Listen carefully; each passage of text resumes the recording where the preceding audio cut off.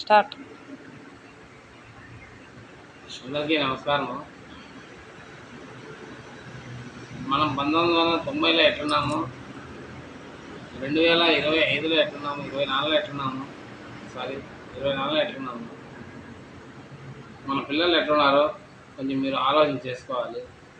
1990లో TV కానీ cell కానీ ఏదీ లేదు. డెవలప్మెంట్ అని ఏదో చేసినారే కానీ డెవలప్మెంట్ అయితే పిల్లలకి చాలా ఎఫెక్ట్గా ఉంది.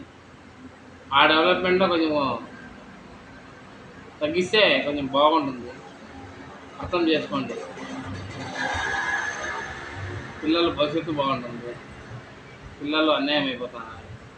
24 గంటలు సెల్లు టీవీ అంటున్నారు. అది కాదు, చదువు అనేది లేదు.